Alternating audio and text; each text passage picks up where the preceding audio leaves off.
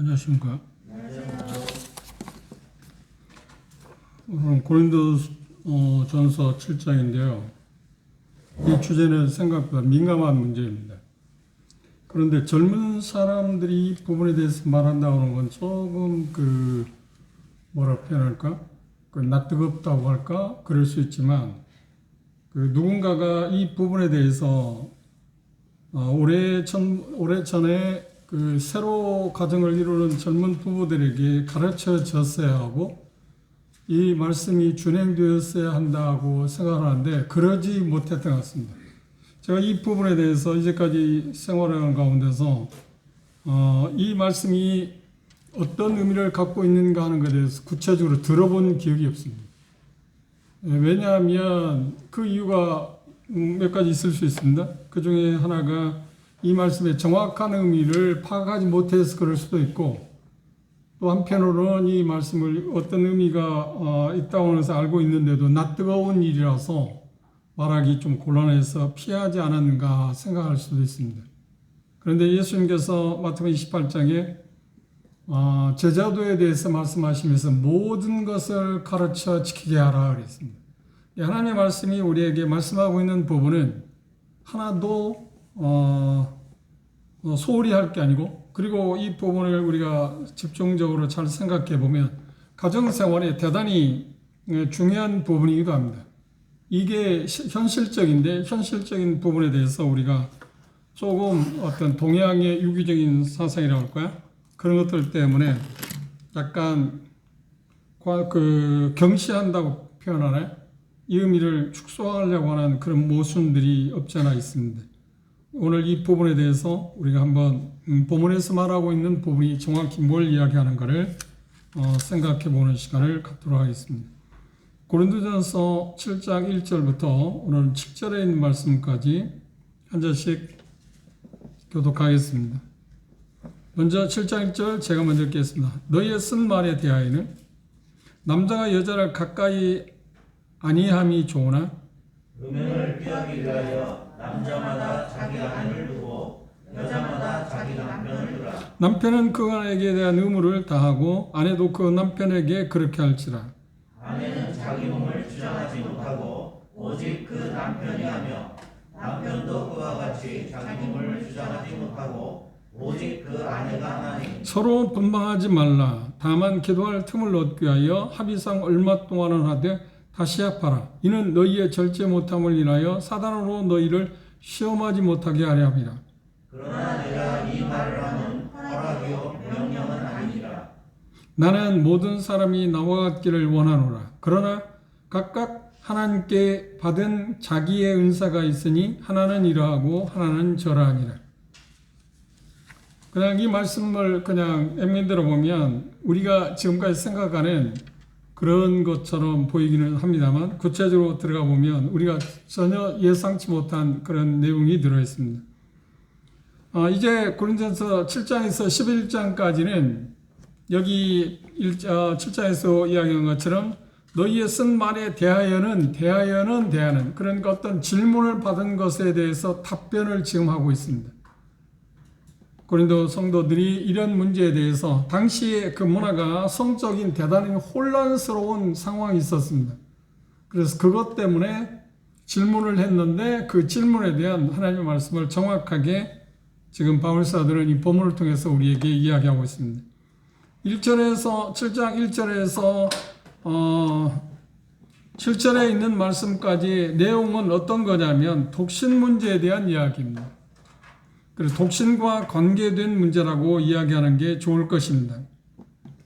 당시 노마나 관습, 그러니까 헬라의 문화의 관습은 결혼과 관계에 대해서 4가지 그런 관습이 있었다고 합니다. 첫째는 노예들 있지 않나요? 당시 노마는 노예들이 5분의 4를 차지할 만큼 노예들이 많았다고 합니다. 노예들의 결혼은 주인이 허용하고, 그렇죠? 그리고 같이 아름답게 사는데도 불구하고 그걸 파기하거나, 남자 같은 건 팔거나, 여자도 팔기도 해서 그런 결혼, 그러니까 노예들의 결혼이 있고요. 전혀 예상치 못한 겁니다. 또 두 번째가 어떤 결혼이냐면 남자가 여자하고 1년 동안 동거하고 그래서 삶이 좋으면 부부로 인정하는 거예요. 요즘 문화 가운데도 그게 있지 않나요? 결혼하지 않고 뭐 얼마 동안 살아보고 동거해서 좋으면 결혼하는 그런 게 지금 이 초기에도 있었다고 하는 것입니다. 그 다음 세 번째 하나의 그 관습이 있었는데 그게 뭐냐면 아버지가 딸을 돈을 받고 남자들에게 파는 그래서 결혼이라고 표현하기를 합니다만 그런 방법이 하나 있었고요. 마지막 현재 결혼 방식과 비슷한 그런 결혼이 있었습니다. 그런데 대다수 7장에서 나옵니다만 자녀들의 결혼은 그 부모들이 결정을 하고 부모들의 결정에 따라서 결혼하게 되는 그래서 결혼 절차, 형식, 뭐 필요한 그런 것들은 오늘날 하고 있는 그런 결혼 그 시각하고 거의 비슷한 상이하다고 생각할 수 있습니다. 그런데 그 초기에 그 결혼 생활 그것에 어떤 혼란이 많았는데 그 혼란이 있었던 이유들 가운데 몇 가지였는데 그 중에 하나가 뭐냐면 그들이 결혼을 하고 나서도 이혼을 자유스럽게 할 수 있다고 해서 이혼하고 여러 번 또 이혼하고 결혼하는 그런 사태가 있었습니다.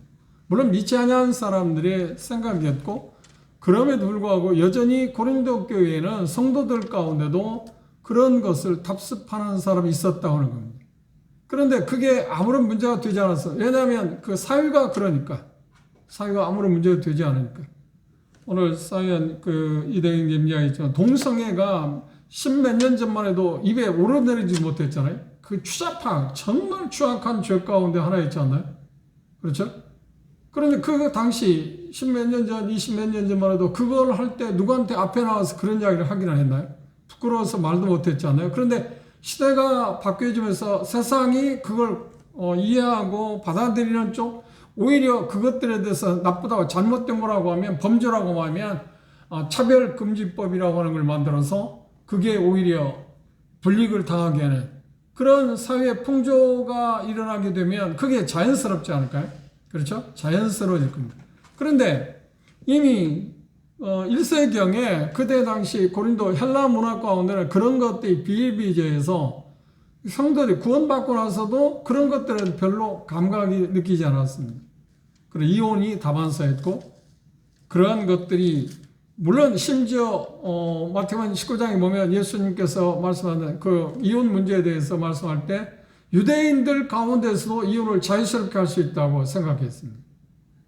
그 두 학파가 있었는데 한 학파는 음행 외에는 이혼이 가능하지 않다. 그런데 다른 하나의 학파는 어떤 이유가 되든 간에 이혼할 수 있다. 심지어 음식을 맛있게 만들지 않는 그 이유 가운데 이혼할 수 있다.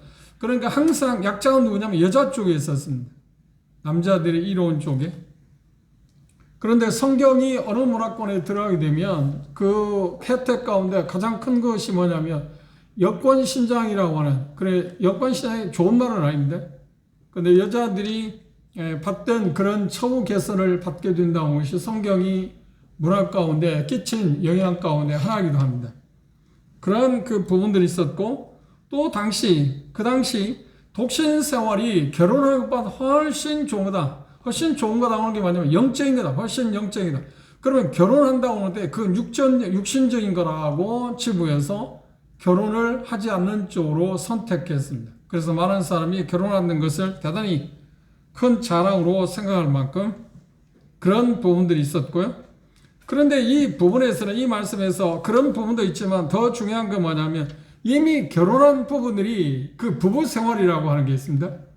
성적인 관계를 갖는 그 부분에 대해서 지금 이야기를 하고 있습니다. 이 본문은 그걸 중요시하고 지금 이야기하고 있습니다. 우리가 미처 몰랐던 것, 관가했던 그런 부분들에 대해서 이야기를 하고 있습니다. 그런데 결혼한 부부들이 그 남편이 됐든 아내가 됐든 그 당시 문화가 어떤 문화냐면 결혼을 했는데 중요한 거 뭐냐 부부 생활을 피하는 것이 금욕 생활하는 것이 훨씬 영적이다는 나쁜 풍조가 있어요. 언뜻 들을 때 대단히 영적이지 않나요? 그런데 그게 지금 현대 그리스도인들이 가정을 이루고 있는 형제 자매들의 가정 가운데서도 이 문제 때문에 부부간에 생각보다 심한 갈등들을 겪고 있습니다. 그 좋은 가정을 이루가는 일에 있어서 이 말씀의 원칙을 따라서 하지 못하기 때문에 문제가 많다고 하는 것입니다. 그래서 남편은 남편대로, 아내는 아내대로 각각 어떤 불만족을 느끼거나 어떤 그 갈등을 갖게 되는, 그래서 부부 간의 어떤 마찰, 그런 것들이 심하게 올 수 있다고 하는 것을 생각할 수 있습니다. 그래서 이 부분에서 대단히 결혼 문제에 대해서 혼란스러웠다. 여러 가지 것들이 지금 그 당시 문화하고 하나님께서 말씀하시는 말씀하고 조화를 이루지 못해서 문제가 있었다. 그것 때문에 고린도 성도들은 바울 사도에게 그 결혼 생활의 혼란스러운 부분에 대해서 어떻게 하는가를 정확히 알려주십시오 하고 질문한 것에 대해서 이야기를 했습니다. 그 중에 첫 번째 질문이 뭔가요? 독신 문제입니다. 7장 1절에 보면 독신은 좋다고 바울 사도는 이야기하고 있습니다. 독신이 유일하게 좋은 것은 아니다. 중요한 것은 그것입니다. 결혼보다 독신이 나쁘거나 열등하거나 좋거나 열등하지도 않다. 그런데 오늘 우리 문화에서는 독신으로 살면 마치 뭔가 결격 사유가 있거나 문제가 있는 사람으로 치부하지 않나요? 그것 때문에 독신 생활을 하는 일에서 대단히 어려움을 겪고 있습니다. 그런데 시대가 흘러감에 따라서 많이 그런 부분이 소화되기도 하고는 있지만 그럼에도 불구하고 여전히 그게 있어요. 그것도 문제고요. 그렇죠? 그런데 이 초기에는 지금 이 말씀이 쓰였을 때 헬라 문화에서는 독신이 그런 대우를 받는 게 아니라 오히려 우월하다고는 의식을 가했어요. 영적이다는 의식을 가했습니다. 그것에 영향을 받아서 캐톨릭에서 사제들은 독신으로 살아야 한다고 하는 것을 주장하기도 했고 그것이 인류적이라고 생각하기 시작했습니다. 왜? 그게 영적이다. 금욕생활을 하는 것은 훨씬 더 하나님이 원하시는 거다. 그런데 하나님은 정말 그럴까요? 하나님께서 말씀하신 것을 그걸 이야기할까요? 그 혼란스러운 부분을 하나씩 하나씩 지금 이야기하고 있습니다. 바울 사도는 혼자 사는 것이 여기 보면 금욕적인 그런 것을 할 수 있기 때문에 좋을 수 있다. 그러니까 성범죄를 자기가 성적인 그러니까 욕구 자체를 다스릴 수 있다고 하면 금욕, 독신을 사는 것은 참 좋은 거라고 이야기하고 있습니다. 그런데 독신의 하나의 문제가 뭐냐면 성적인 욕구를 다스릴 수 있는 한계가 사람에게 차이가 있기 때문에 그 문제 때문에 성적인 범죄를 할 수 있기 때문에 그게 문제가 된다고 하는 이야기를 하고 있습니다. 그런 부분에 대해서 우리가 생각할 수 있어요. 그런데 창세기 1장 28절이나 2장 18절에 보면 하나님이 사람을 창조하시고 나서 뭐라고 하냐면 뭐 이야기하냐면 결혼하는 것을 하나님이 뭐라고 했나요? 원칙으로 이야기했습니다. 결혼하는 것이 하나님의 원칙이다. 그러니까 독신으로 사는 것도 하나님이 허락하신 것은 사실이지만 원래는 결혼하는 것을 하나님이 원하신다. 그런데 이 당시 지금 오늘날 우리 사회에서 급작스럽게 뭐 경제적인 이유 때문에 그런지는 모르지만 이미 2000년 전에 그 헬라 문화에 어떤 게 있냐면 결혼하고 자녀를 갖지 않는 게 또 있었습니다. 자녀를 갖지 않고 사는 게 필요하다. 이게 참 2000년이 흐른 지금에 와서 문화가 확실하게 두드러지게 드러나고 있는 현상들이 2000년 전에 벌써 헬라 문화에서는 그것들이 만연하고 있었다는, 그러니까 성적으로 대단히 혼란스러웠다는, 지금 말한 거 한 5가지 정도 이야기했잖아요. 그런 대단히 혼란스러운 이런 부분에 대해서 어떻게 할까? 그리고 결혼은 그 당시 부모들이 결정권을 갖고 있는데 부모들이 결정하긴 하지만 자녀들이 그런 부분에 반할 때 그것을 어떻게 할 건가 하는 문제도 드릴 거예요. 고린도 7장 후반부 가면 그런 문제에 대해서도 이야기를 하고 있습니다. 요약하면 독신은 좋은 것인데 중요한 것은 뭐냐면 그러나 독신이 결혼보다 더 영적인 상태거나 그렇다고 해서 하나님께서 더 좋아하는 것은 아니다. 그게 여기에서 7장 1절에서 말하고 있는 부분이다. 두 번째, 7장 2절에서는 독신에게 문제가 뭐냐면 좋은 건 좋은 건데 문제가 뭐냐면 유혹이 많다는 겁니다.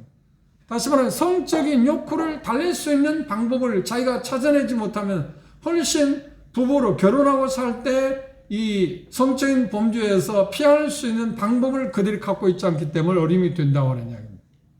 그래서 나중에 끝부분에 보겠지만 독신은 하나님이 주시는 은사에 달려있다. 그래서 독신으로 내가 독신으로 살아야겠다고 생각했을 때는 그런 성적인 그 욕구를 어떻게 피할 수 있는 방법들을 생각해야 합니다. 그렇게 해서 뭐냐면 다른 일에 열심히 합니다. 그래서 직장을 어떤 합당한 직장을 갖고 그 일에 매진한다든지, 그래 성적인 유혹을 이길 수 있는 어떤 다른 방법을 찾아고 강구하는 것이 필요한 거죠. 그렇지 않으면 사람마다 성적인 욕구라는 게 있기 때문에, 물론 개인차는 있습니다. 그렇죠? 우리 주변에 그 성범죄하는 사람들이 그 가중처벌 가능한데 뭘 찾죠? 발목에 그 뭐라고요? 전자팔찌를 하잖아요. 그 사람들은 왜 그럴까요? 그들은 다른 사람, 그러니까 일반적인 사람에 비해서 훨씬 성적인 욕구가 병적입니다. 그 일종의 질병입니다. 그 일종의 질병입니다. 그러나 대다수는 성적인 욕구가 하나님이 주신 거기 때문에 일어나는데 그것들을 이성적으로 통제할 수 있는 힘들을 각각 가지고 있어요. 개인차는 있습니다. 그런데 그런 사람들은 그 질병 가운데 하나이기 때문에 어떻게 통제 불가능합니다. 어떤 법으로도 어떤 사회적인 어떤 것으로도 다스릴 수가 없습니다. 그런 부분들이 우리 주변에서 일어나고 있는데, 그런 것들은 특별한 것이지만, 그러나 일반적으로 하나님께서 우리에게 사람을 창조할 때 성적인 욕구, 성욕이라는 것을 자연스럽게 주셨습니다. 그건 하나님의 선물입니다. 그런데 그것을 불법적으로 사용하느냐 하지 않느냐에 따라서 좋을 수도 있고 나쁠 수도 있습니다. 그런데 그 성욕 자체가 나쁜 건 아닙니다. 왜? 하나님이 주신 거니까. 마치 식욕 자체가 나쁜 건 아니지 않나요? 그것을 어떻게 식욕 자체를 조절하느냐 조절하지 못하느냐에 따라서 건강을 해치기도 하고 건강을 이롭게 하기도 하지 않나요? 성적인 욕구도 마찬가지입니다. 성적인 욕구를 독신으로 살 때 그걸 스스로 다스릴 수 없기 때문에 그런 쪽에 위험하다, 유혹이 많다고 하는 것을 이야기하고 있습니다. 그리고 성경에서 하나님께서 우리에게 말씀하셨을 때 결혼의 유익이 뭔가요? 결혼의 유익 가운데 하나가 뭐냐면 빼놓을 수 없는 것이 창세기 1장 28절은 출산, 자녀를 갖는 것입니다. 그 다음 두 번째가 즐거움을 위해서도 주어졌습니다. 그렇죠? 결혼이 우리에게 주는 특별한 그 유익 가운데 하나가 즐거움도 있습니다. 그 다음 동반자의 관계입니다. 창세기 2장에서 18절에 그랬습니다. 여자를 만드시고 너는 돕는 배필이다, 조력자 라고 하는 의미를 갖고 있습니다. 그 동반자라고 하는, 이게 아담 혼자 있을 때 독처하는 것이 보기에 좋지 않았기 때문에 아담의 갈빗대를 취해서 여자를 만들고 그에게 이끄셔서 결혼하기 위해서 가정을 이루게 했잖아요. 그게 하나님의 방법입니다. 그 의롭을 달랠 수 있는 방법, 그것도 하나 있고요. 또 하나는 뭐냐면 가장 중요한 게 뭐냐면 이 말씀에서 보면 그 성적인 욕구를 자연스럽게 합법적으로 다스릴 수 있는 방법 가운데 하나가 뭐냐면 결혼입니다. 독신은 그 방법을 못 갖잖아요. 그 수단을 못 갖고 있기 때문에 훨씬 불리한 입장에 있다고 하는 것을 우리가 생각할 수 있습니다. 결혼이 우리에게 주어지는 특별한 이유 가운데 하나가 뭐냐면 육체적으로 필요를 채워주는, 그것도 하나의 결혼 유익 가운데 하나입니다. 성적인 욕구를 충족시킬 수 있는 방법이 하나가 뭐냐면 결혼입니다.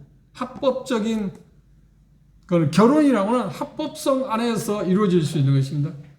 그런데 세상은 계속해서 그 부분에 대해서 탈피하려고 그러고 계속해서 다른 쪽으로 가고자 합니다. 그 다른 쪽으로 가고자 하는 것들이 무엇인가요? 쉬운 말하면 우리가 생각하는 성폭력, 성폭행, 그 다음 간음죄, 강간, 강간이면 폭력인가요? 나 그거 헷갈려요. 폭행하고 폭력, 수행하고 그런 차이가 있는데, 그런 거 있고, 더 나아가서는 동성애도 있고, 그 다음 또 뭐가 있나요? 일부 다처제도 있고요. 이게 계속해서 내려오는 것입니다. 그리고 일부 다처제는 아닐지는 몰라도 남편들이 남자에게는 여자들을 두세 명을 거느릴 수 있다. 그래서 그게 이제 일부 다처제 중에 하나일 수 있지만, 또 하나 문화가 성적인 문화 가운데 일어나는 것 가운데 하나가 뭐냐면 남자는 쉽게 말하면 외도해도 상관이 없다. 별 문제가 없다. 그렇죠? 그래서 헌법상 몇 년 전까지도 간음죄가 어떤 문제가 되었는데 그걸 철폐해버렸습니다. 이건 상관이 없다. 그런데 일반적으로 보면 남자들이 그 죄를 범하는 거 많지 여자들이 그 죄를 범하는 건 적. 그런데 최근에 와서 어떤 매체를 들으니까 세상에 여자들이 심하다고 하는 말을 듣기도 했습니다. 전 같으면 전혀 생각지도 못하는 지금 세상이 가운데 우리가 지금 살고 있습니다. 감히 아녀자들이 다른 남자를 두고 자기 남편 외에 다른 남자와 정을 통한다는 것을, 그리고 그것을 자랑하고 자연스럽게 삶을 누린다는 것을 생각지도 못한 일 아닌가요? 올해 처음부터 남자들은 그렇게 했습니다. 그런데 여자는 그렇게 하지 않았는데 그게 지금은 자연스러워진다고 하는 그런 이야기를 제가 들은 일이 있습니다. 그런 부분들이 우리 사회에서 많이 나오고 있습니다. 그리고 3절에서 5절에 보면 독신으로 지냈을 때 문제가 있다고 하는 이야기가 3절 5절에서 말 금욕에 대해서 지금 이야기하고 있습니다. 그러면 3절을 주목해 보십시오. 금욕에 대한 이야기를 하고 있습니다. 금욕이라는 말은 무슨 말인가? 부부 간에 이미 사법적으로 결혼 생활을 하고 있는데 남자와 여자가 각각 어떤 성적인 욕구가 일어났을 때 그것들을 어떻게 할 건가 할 때 당시 성적인 혼란이 왔을 때 뭐냐면 부부 관계를 하지 않는 것이 훨씬 더 영적이라고 생각하는 게 있었습니다. 그리고 결혼의 목적이 뭐냐면 부부 관계를 통해서 성적인 욕구를 충족시키는 것이, 즐거움을 누리게 하는 것이 하나님이 주신 방법인데 그것들을 피하는 것에 대해서 지금 이야기했습니다. 금욕에 대해서 지금 이야기했습니다. 그러니까 이 말씀을 자세히 보시면 우리 개혁성경은 그렇게 이야기하고 있습니다. 3절, 남편은 그 아내에 대한 의무를 다하고, 의무를 다한다고 하는 말은 무슨 말이냐면 아내도 마찬가지고 남편이 성적인 욕구가 있을 때 아내가 그걸 거절하지 말라. 그리고 아내가 성적인 욕구가 있을 때 남편이 그걸 거절하지 마라. 금욕하지 말라는 겁니다. 무슨 말인지 이해하셨죠? 그런데 이 부분에서 대단히 지금 우리 문화 가운데 어려움이 드는 게, 그래, 가정생활, 부부 생활 가운데서 갈등이 소지가 있는 게 바로 이 부분입니다. 왜냐하면 일반 어떤 학자가 그걸 조사했는데 남편의 성욕하고 여자의 성욕을 조사해 보니까 남편의 성욕이 훨씬 더 많다. 여자보다도. 그러면 부부 생활 가운데, 결혼한 사람들 부부 생활 가운데 남편이 요구가 더 많을까요? 여자의 요구가 더 많을까요? 당연히 여자보다는 남편이 요구가 많잖아요. 그러면 남편이 요구할 때 여자는 어떻게 한다고요? 여기 표현 가운데 뭐라고 하나요? 그걸 거절하지 말라는 거예요. 그런데 대다수의 심지어 자매들조차도 그걸 잘 받아들이지 않습니다. 아내가 성적인 요구를 할 때 남편은 어떻게 해요? 거절하지 말라. 그렇죠. 응해한다. 자기 기분과 상관없이. 이건 대단히 어떤 면에서 기술적인 면일 수도 있습니다.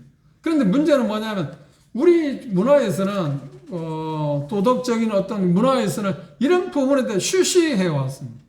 그래 지금 본문에서 말하는 바가 바로 그런 겁니다.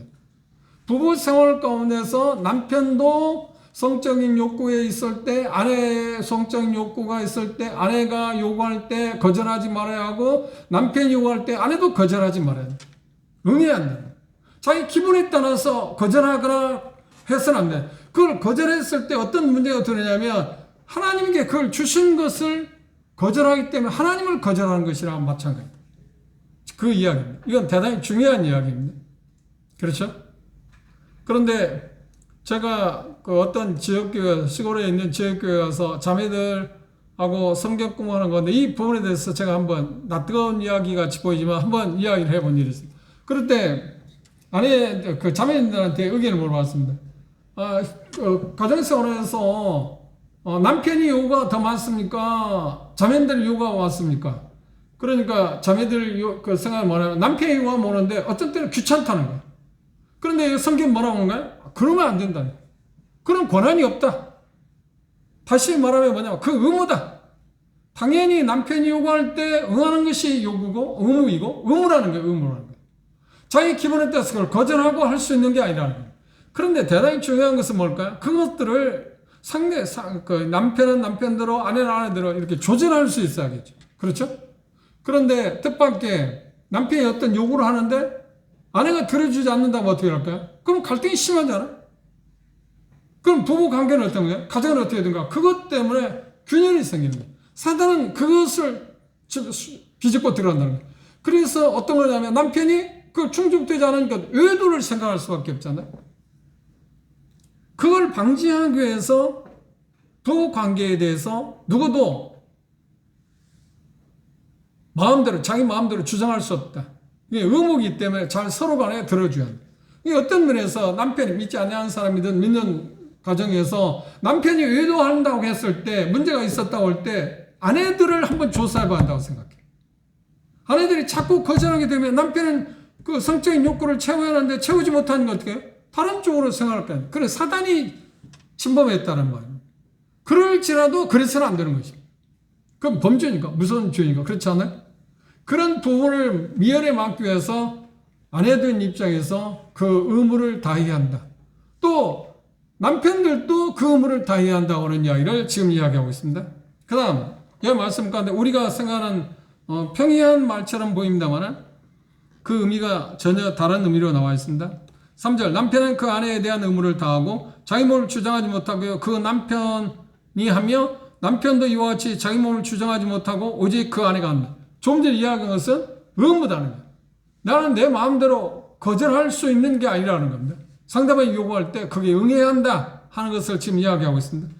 그리고 5절에 보면 서로 분방하자. 이 분방하지 말라고 할 때 우리는 그냥 문자대로 방을 따로 쓴다? 그런 쪽 이야기잖아요. 그런데 그런 의미가 아닙니다. 여기서 금욕을 지금 이야기하고 있어요.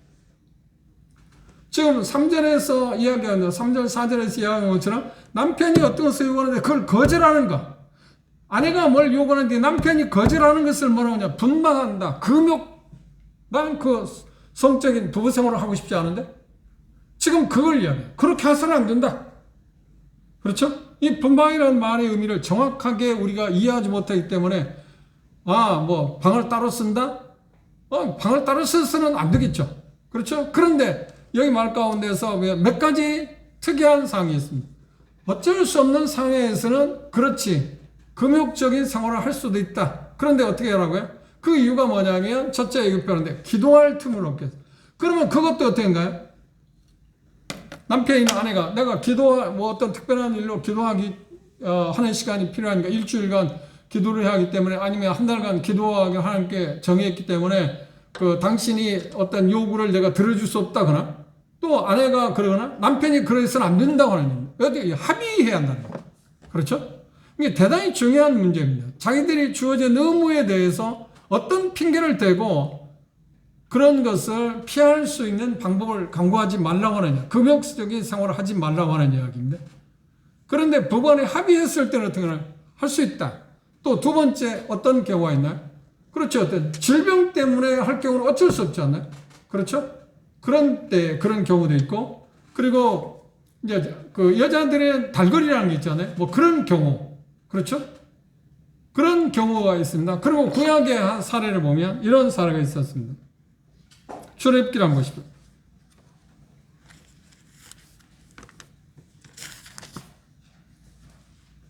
19장입니다.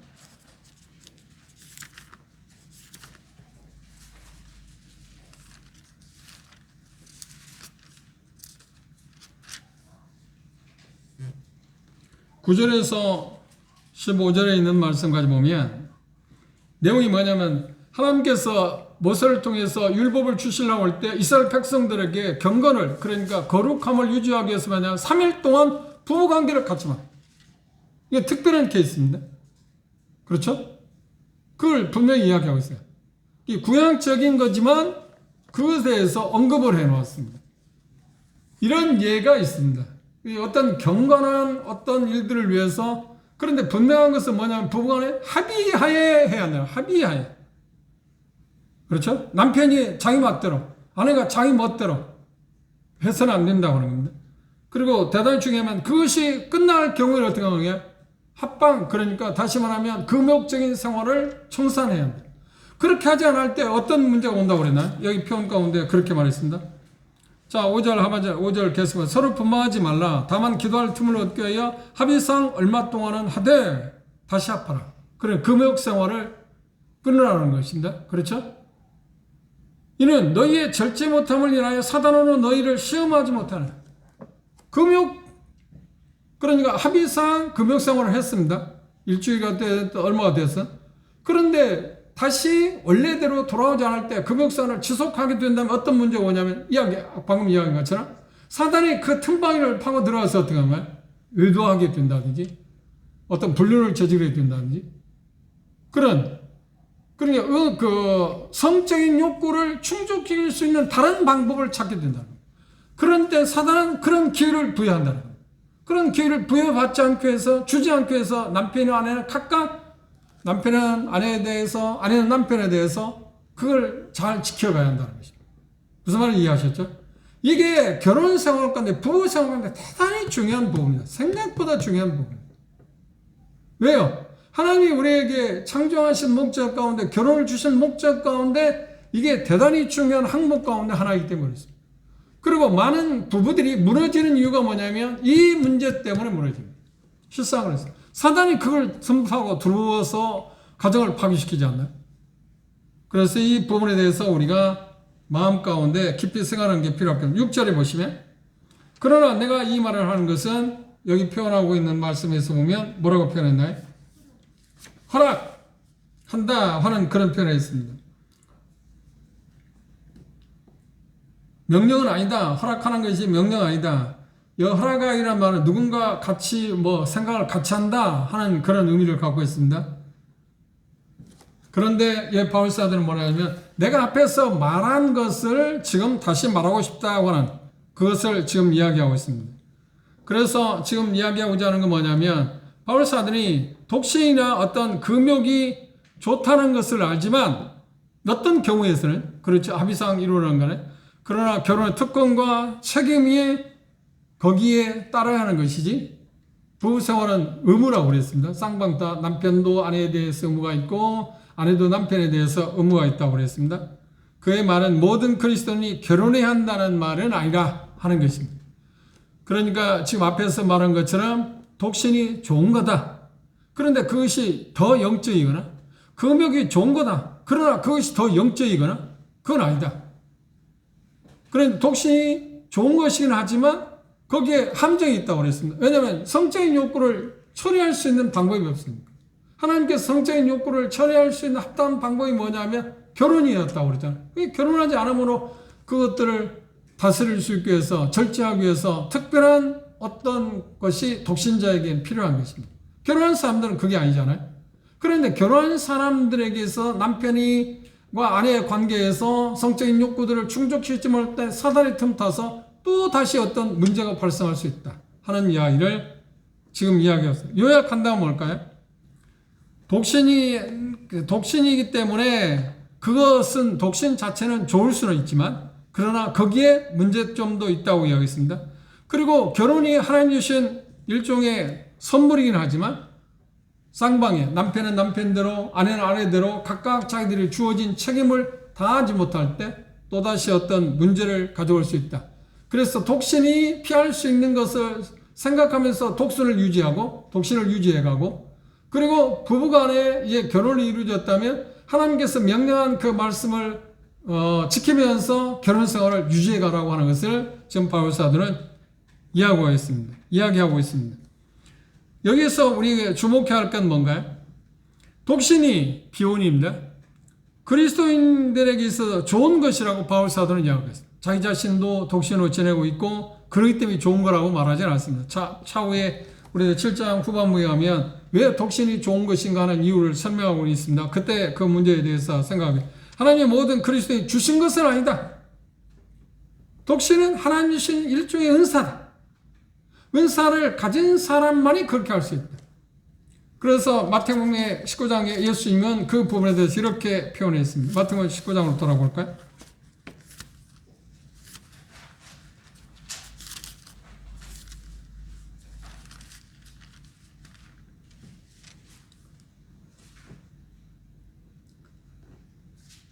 (10절) 제자들이 가로되 만일 사람이 아내에게 이같이 할진대 장가들지 않는 것이 좋습니다. 이혼 문제에 대해서 이야기하고 나니까 제자들이 질문했습니다.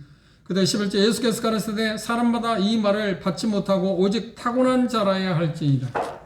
어미의 태로부터 된 고자들, 어미 태로부터 된 고자가 누굴까요? 그렇지, 어떤 질병으로 인해서. 그 다음 사람이 만든 고자는 환관들. 다니엘도 환관이었습니다. 바벨론 포로로 끌려갈 때 그들은 다 거세당했어요. 새 친구도 다 마찬가지인데. 그리고 천국을 위하여 스스로 된 고자도 있다. 그런데 여기 말씀 가운데 뭐라고 했냐? 결론이 뭐야? 이 말을 받을 만한 자는 받으라. 아무나 그걸 할 수 있는 게 아니라 하나님이 주신 특별한 은사를 받은 사람만이 독신으로 지낼 수 있다는 겁니다. 그런데 문제는 뭐냐면 그걸 제가 선택할 수 있다는 겁니다. 그렇죠?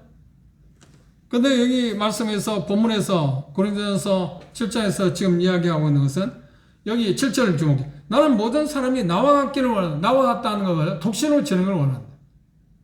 그러나 각각 하나님께 받은 자기의 은사가 있으니 하나는 이러하고 하나는 저러하다. 하나는 이러하고 하나는 저러하다는 말은 독신으로 지낼 수 있는 사람도 있고 결혼할 수 있는 사람도 있다. 라고 이야기하고 있습니다. 이 하나님께 주신 것에 의해서 자기들이 삶을 살아야 한다. 그래서 이미 결혼했을 때 결혼을 오용해서도 안 되고, 그렇죠? 결혼했을 경우에 독신을 탐내서도 안 됩니다. 이미 결혼했는데. 그렇죠? 결혼한 사람이 독신에 대해서 사모한다? 아니, 내가 결혼하지 않고 독신으로 살았으면 좋았을 텐데 하는 태도가 무엇인가요? 거기서 나오는 반작이 뭐냐? 금욕인 것이죠. 왜 그래? 금욕하면 훨씬 더 자기가 능력 있는 사람이 경건한 사람으로 생각하고 영적이라고 생각하는 그런 그 당시 성적인 그 혼란스러움이 있었기 때문에 그런 것입니다. 그래서 우리들이 주목해야 할 건 뭐냐면 하나님께서 어떤 것을 주셨든 결혼을 허락하셨다고 하면 결혼 생활을 아름답게 유지해야 할 거고 하나님께 독신의 은사를 주셨다면 독신의 은사를 갖고 삶을 살아가야 합니다. 그러면 우리가 이 부분에 대해서 한 가지 주목해야 할 건 뭐냐면 독신으로 사는 사람들이 하나님이 어떤 환경 때문에 결혼하고 싶어도 결혼하지 못한 분이 계시지 않나요? 그 이들 가운데 제가 아는 분도 계시는데 그 이들 가운데 뭐냐면 자매들입니다. 형제들이 독신으로 사는 사람은 제가 잘 기억을 안 납니다. 그래 자매들 몇 사람 있어요. 그들이 왜 결혼을 하지 않고 독신으로 지금 사느냐면 그동안에 형제들하고 결혼하려고 그러는데 마땅한 형제들이 없어서 그렇죠. 그렇다고 해서 선을 본 일이 없었던 건 아닌 것 같아요. 봤었던 것 같아요. 그런데 마음에 허락되지 않아서 자기가 스스로 결정하고 지금 60대, 50대 후반에 사는 자매님들이 계십니다. 제가 잘 아는 자매님들이 계십니다. 그런데 그 자매님들이 모임에서조차도 교회 자체조차서도 세상 사람들은 마찬가지지만 저 사람 무슨 하자가 있지? 저 사람 뭐가 문제가 있는 사람이야?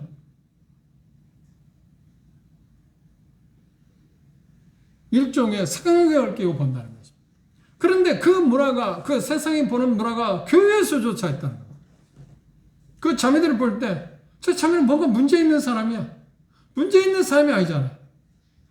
우리 칭찬하면 더 존경해야 할 사람들 아닌가? 존경받아야 할 사람 아닌가? 왜? 하나님의 말씀대로 주 안에서 결혼하기 위해서 기다렸는데 없었기 때문에 마땅히 없었기 때문에 지금 홀로 살고 있으니까 독신을 사는데 얼마나 우리가 그 사람들 우대하고 존경하고 칭찬해야 돼요. 그런데 마치 그런 생각한다. 저 자매는 뭐가 문제 있는 사람이야.